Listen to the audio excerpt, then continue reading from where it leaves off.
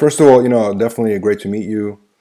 And I definitely I wanted to talk to you because your career is very interesting. You came in the league a couple of years ago, and what's very interesting is that a lot of news outlets, right, like Bleacher Report, they labeled you as the worst pick ever. You know what I mean? Like that year, and then you became the rookie of the year. And then that was kind of like it was a great turnaround. Can you talk about that? And when you heard them talking like that about you, how did you feel at that moment? When they said I was the worst draft pick, I definitely was hurt. I feel like I did everything right. I think I earned to get drafted where I was drafted at, and then for someone who, you know, don't play any sports or anything, to kind of label me as that, it definitely hurt my feelings a little bit. So I just wanted to kind of just go out and try to prove them wrong. You definitely did, man. Rookie of the year. How did it feel at that moment when you actually got that reward? You know what I mean? Like at that moment. Oh man, it was crazy, man. I went down there to New York, and that was in Atlanta, and they said that I was up for the award or whatnot. And then when they called my name, I mean, it was so many mixed emotions because at first I was like, there's no way that I'm gonna win it. I mean, there was so much bad talk about me. Nobody gave me the respect around the league that I deserved, and once my name got called, it was just like a whole bunch of weight off my shoulders. Like, okay, okay, I finally made it. I finally put on for not just my family but my city. Yeah, for sure, man. I agree with you. So when you made the rookie of the year, did you hear about the same reporters talking about you differently that time? Did they take that Yeah, back? What they yeah, said? they hit me up, tried to do another interview, but at the moment, I was just so frustrated with it. I was like, I don't want to talk to him. I mean, I don't want to talk to anybody who's just going, you know, down talk me and don't even know me personally. Just going, hide behind a keyboard or say anything they want to because they'll never say it to my face. And I was like, you know what? I don't respect the guys. I didn't want to talk to them. But then another side was like, you know what? Look them in the face and tell them that they're wrong, and make sure they apologize and admit that they're wrong. And that's what I made them do. Oh wow, I gotta look that up. I didn't see that follow up, man. That's interesting, man. I definitely got to. Oh yeah, we had a good follow up interview. I saw an interview recently that you did on ESPN where you actually addressed that as well. But I was wondering if after that whole thing happened, if you developed like a animosity towards the media. You know what I mean? Because the media, especially in sports, they always try to create like a projection of some sort. You know?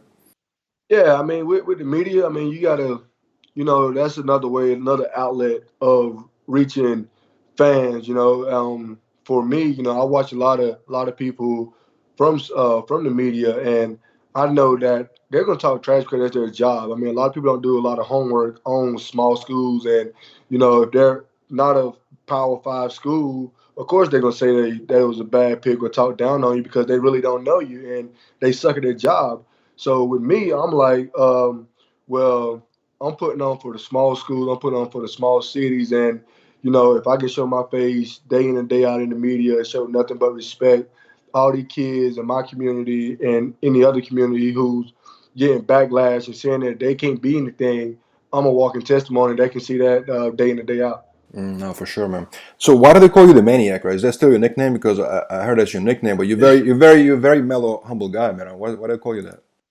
I got the Maniac name my junior year in college, playing against Clemson. I record 19 tackles, and I came back on campus, and somebody was like, "Hey, man, you play like a straight maniac." And I have two different personas. When I'm on the field, I mean, I'm just that wide open, crazy guy who just, that competitor. And then when I'm off the field, I'm just that polite guy, respectful, who's gonna talk to everybody he can. Sure, man. So like, it's like a kind of like a double personality in a way, right? When you're on the field, is Oh one yeah. way. I hear me. So I wanna, I heard that you do 5 a.m. workouts every day. And by the way, how you doing in quarantine right now? Because I'm assuming you're in South Carolina right now, right?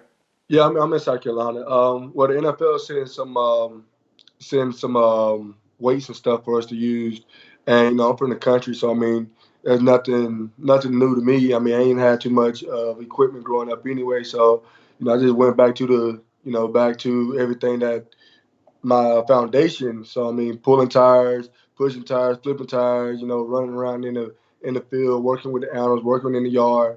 That's the stuff that built me to who I am now. So I mean, I just went back to it. Is it mostly where you do strength training, or is it also like because in bodybuilding, right, you do repetitions, you do multiple sets, Yeah. multiple reps, right? What kind of workouts do you do? Is it similar to it or no? See, I do. I'm not a big strong guy. I don't like lifting heavy weight. So I'm gonna do something that I can get maybe 8 reps in, but it's gonna be some tough 8 reps. But I do a lot of more speed stuff. I work on my hands a lot, working on my feet because if I get big and strong, I get stiff. So if I can just maintain where I'm at and then just be able to use my hands, use my athleticism, that's what sets me apart from a lot of guys in the league. What about cardio? Do you do a lot of cardio? Obviously, Yeah, I do. when you Yeah. play, it's all cardio, but in your training, do you do cardio? Yeah, I do. Either I'm doing field work or I do. I'm on the bike for intervals on the bike, or I'm on a rowing machine. I'll row for a good bit, or I take off. I run a mile or two, or I do interval training, 2 minute, 3 minute sets. So it's basically high intensity, but lower Yeah, lower time. I mean just like playing football. That play lasts maybe 4 seconds, so I want to give everything I can in a little split of a time, a short rest, and get right back into it. That's interesting, man. What about your diet? How important is that in you? Like, what kind of diet do you maintain? Is important, but me, I'm a fit guy, and I think it might get me towards the end of my career because as of right now, I mean, I eat Genetically, what right? I eat.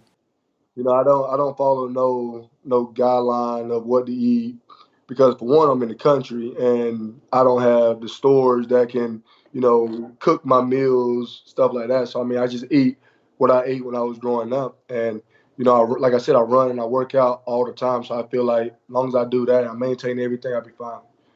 So how long do you think? I mean, I don't know if you have any information about the quarantine. How long do you think is going to last for the sports? You know what I mean? And do you think we'll see a Man. football season this year? I mean, this year, the remaining. I mean, Oh man, I don't know how long it's gonna last, man. I just hope everybody just continue to stay safe, and you know, the more people that stay in, get clean, get safe, the quicker this whole thing can be over with. I just hope the NFL take the right precautions and don't rush anybody back, and make it bigger, make football bigger than life. And I just want everybody to kind of just stay safe.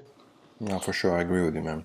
So, do you have to? I was going to ask you actually, when we talk about the training, do you have to maintain a certain weight for your obviously linebacker, position? Do you always have to maintain a certain amount of weight on you?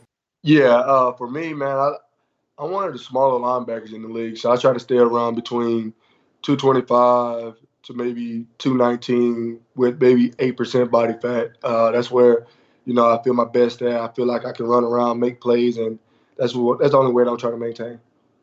Interesting. So I wanted to ask you a question, actually, my final question to you. There was a movie a couple of years ago, maybe like 3 years ago. It came out with Will Smith. It was called Concussion. Yeah, I don't know if you heard about it or saw it or whatever, but yeah, I it saw it, it. it, it explored like the CTE brain disease basically, and since then there was a lot of different documentaries, and there was a lot of back and forth and the commentators. I wanted to know, obviously, as a football player, and what did you think about the film first of all, and what is the general kind of like perception of that film and what it caused? Did it cause any type of turbulence in the players or no? I thought it was a good film. I mean, it was great information. I mean, there's a lot of things that people don't understand the risk of playing football, especially I'll see now that where 8, 9 year olds are playing like travel ball football, playing almost all year round, like, which is pretty stupid. But concussions are real. I had a concussion this past year. I sat out for 4 weeks with a concussion. I mean, that's something that you can't take for granted. And with concussions, I mean, with this football, this it's a violent sport. Everybody knows that, but me as a linebacker, I got to think of ways how to stay safe, how to take my head out of the game, but still play the game that I love. So, if you see me play, or you see a lot of people play, a lot of people don't go for the big hits anymore. A lot of people go for the legs now. Wrap around the legs and then squeeze, wrap, and roll. That's what type of player I am. And guys getting concussion. That's why a lot of people careers are ending because of concussions. And it's dangerous. And I just try to stay safe playing it. Interesting. That's a good approach. What is a general I guess in your position, what is a general how many years it takes for a football player to be in his prime, basically, you think? To be in his prime, I don't well, um, I don't know because I think that I'm in my prime now. You know, because I mean, in football, your body's gonna get beat up as the years goes on. So I mean, this is about to be year three for me. So I think that I'm in my prime now, but if it was like basketball or baseball, where you could play maybe 15 to 20 years, especially with basketball, I think maybe year four you'd be in your prime because you're gonna learn so much between from 1 to 4, and you're just gonna get better and better. And your body can take it. Just like baseball, you're gonna see the same pitch over and over. You're gonna see everything, and you're just gonna learn from it. And your body is not taking as much of a beating as a football player. And that's why you see some football players seasons end after 7 or 10. Basketball you can go for 15, and then baseball you can go for 18 to 20. That's crazy, man. That's a big difference. Oh yeah, like I say, I'll be talking to Adam Vinatieri, our kicker. He's been kicking for 24 years in the NFL, which is insane, and it's a blessing to see guys like him, Tom Brady, Phillip Rivers, the guys who's been playing and doing this for a very long time.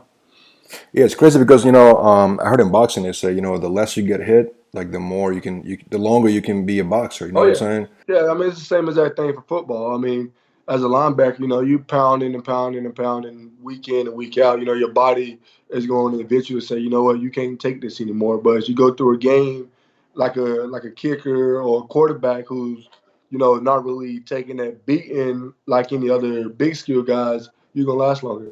That's what's crazy in football. It always, I always thought about that because every position is like a whole different Oh experience. You know yeah, what I mean? A oh completely yeah. different experience. Even probably through the workout, right? Because some guys, they're bigger. Some guys have to be small. It's like a different workout experience too. Yeah, without a doubt, man. Like receivers, they probably work on more speed, agility, stuff like that. Offensive linemen, they're gonna probably work on getting bigger, getting stronger. Same thing as the defensive line. Then linebackers, you got to be big, you got to be strong, and you got to be able to move in space. So it's just so many different things that you got to do at different positions. How did you choose to be a linebacker? Is this something that you always wanted to be in defense, or was you kind of you? No, I was actually in high school. I played receiver, running back, safety, and linebacker. And then I went to college. I was recruited as a receiver and a linebacker. And my redshirt year, they put me on defense first, and started making plays right then. And they were like, "Okay, you're not touching offense anymore. We're just going to keep you a linebacker." And ever since then, the rest is history. It's just the kind of whatever you're good at, they position you in that, right? Oh yeah, I mean, if they see that you're good at linebacker and they need a linebacker, they're gonna put you at linebacker. Because I honestly thought I was gonna be a receiver in college and then hopefully in the NFL. hmm What was it like to become a last question? What was it like to become a Pro Bowler, which is an All-Star game, right, for football last year? What was that experience like? It was amazing, man. Especially I had my family down, my family, my friends. So that's something that I dreamed of as a kid, first of making it to the NFL, and then being the All Star in your sport. I played the game to be the best at the position that I'm playing. And to make the Pro Bowl, to be an All Pro, that means you're the best at your position. And not too many people can say that. So it was definitely a blessing. And, hopefully I don't go to the Pro Bowl anymore. Hopefully I can just keep going to the Super Bowl. Yeah, definitely, man. I love your story, man. I love the fact that you were able to kind of, to be labeled as the worst pick, as they said, and then come back, go to the All-Star game, be the Rookie of the Year. That's amazing, man. That's a great story, Yeah, I man. appreciate it, man. Absolutely. Thank you so much for your time and stay safe, man. Oh, yeah, you too, man. Take care, man.